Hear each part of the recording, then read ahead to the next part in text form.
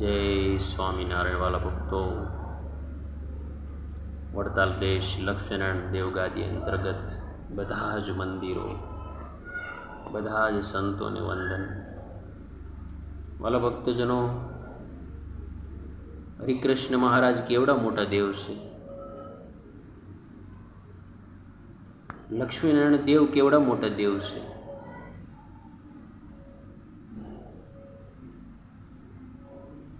તો આપણે દેવને નામે, લક્ષ્મીનારાયણ દેવને નામે દેશ વિદેશમાંથી લાખો અને કરોડો રૂપિયા ભેળા કરી અને સંતો મંદિર બંધાવે, બહુ સારી વાત છે, બહુ સારી વાત છે.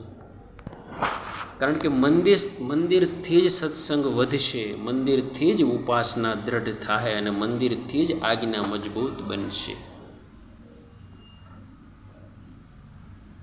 બહુ સંતો સારું કાર્ય કરી રહ્યા છે. સંતોના ચરણોમાં સાષ્ટાંગ દંડવત પ્રણામ. પણ સંતોને આપણે જ્યારે એમ કહીએ કે સ્વામી, ઘર બાર સંસાર બધો ત્યાગ કર્યો, એક હરિકૃષ્ણ મહારાજને નામે આ શરીર આપણે કરી નાખ્યું, તો હવે મંદિરોનો મોહ શા માટે? મંદિરો બનાવવા જ જોઈએ, પણ મંદિર આપણા અંતરમાં બંધાઈ જાય એ ન થવું જોઈએ.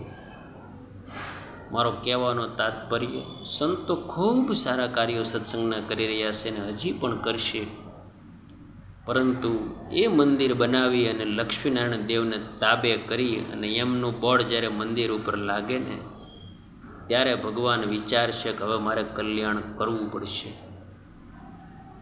બાકી એ વગર કોઈએ કલ્યાણની વાટ ન રાખવી. કારણ કે આપણા બાપા હરિકૃષ્ણ મહારાજ, લક્ષ્મીનારાયણ દેવ,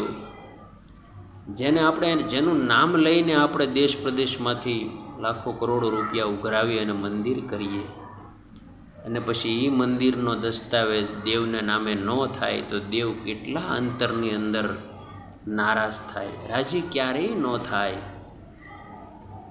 સત્સંગમાં ભલા ભોળા સત્સંગીઓને ભરમાવાનું બંધ કરો મારા ભાઈ.